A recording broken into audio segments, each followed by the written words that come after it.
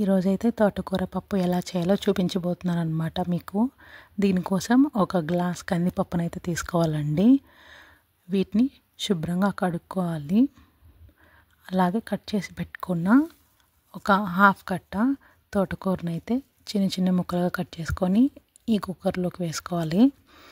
పప్పు కోసం మనకైతే 2 ఆనియన్స్, అలాగే 4 పచ్చిమిర్చి, 2 టొమాటోలు, నిమ్మకాయ సైజ్ అంత చింతపండు. టొమాటోస్ని, పచ్చిమిర్చిని, ఆనియన్స్ని ఫైన్గా చాప్ చేసుకొని పక్కన పెట్టేసుకున్నాం అనమాట. సో మిగిలిన ఇంగ్రీడియంట్స్ అన్నీ ఇందులోనే వేసేయాలండి. మన టేస్ట్ కోసం అయితే కొంచెం సాల్ట్, అలాగే కొంచెం కారం ఎక్కువ తినేవాళ్ళు కారం, ఎందుకంటే పచ్చిమిర్చి కూడా ఉంది కదండి, దాన్ని బట్టి వేసుకోవాలి మనము. సో నాకైతే ఈ టేబుల్ స్పూన్ సరిపోయిందనమాట. కొంచెం పసుపు, ఆ తర్వాత ఒక గ్లాస్ వాటర్ అనమాట. ఈ గ్లాస్ వాటర్ పోసేసి మంచిగా లిడ్ పెట్టేసుకొని 4 విజిల్స్ వచ్చేంత వరకు అయితే ఉంచానండి. 4 విజిల్స్ తర్వాత మనకి పప్పు అయితే చాలా నీట్గా ఉడుకుతుంది.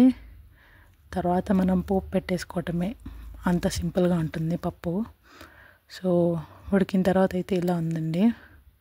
దీన్ని అయితే మనం ఎన్నుకోవాలి. దీంట్లో నుంచి వాటర్ వస్తాయండి. ఆ వాటర్ని వేస్ట్ చేయకుండా పోపు వేసేటప్పుడు అందులో వేయండి, లేదా ఇందులోనే ఉంచి వాడండి, ఎందుకంటే ఆ వాటర్లో చాలా ప్రోటీన్స్ ఉంటాయండి. సో పప్పునైతే ఎనిపేసుకున్నాం బాగా మెత్తగా. ఒక ప్యాన్ పెట్టుకొని ఆ ప్యాన్లో ఆయిల్ వేసుకొని, ఆయిల్ హీట్ అయిన తర్వాత పోపు దినుసులు వేసుకొని మంచిగా వేయించుకొని 4-5 వెల్లుల్లి రెమ్మలు కూడా వేసుకోవాలండి. ఈ వెల్లుల్లి వేయగానే మనకి మంచి అరోమా వస్తుంది. ఆ తర్వాత మనం మెదుపుకున్న పప్పునైతే ఇందులోకి ట్రాన్స్ఫర్ చేసుకోవాలన్నమాట. నాకైతే కొంచెం థిక్ కన్సిస్టెన్సీ వచ్చిందండి, అందుకని కొంచెం వాటర్ యాడ్ చేసుకున్నాను. మీరు ఎలా కావాలంటే అలా వేసుకోవచ్చు. అంతేనండి, ఎంతో రుచికరమైన తోటకూర పప్పు రెడీ.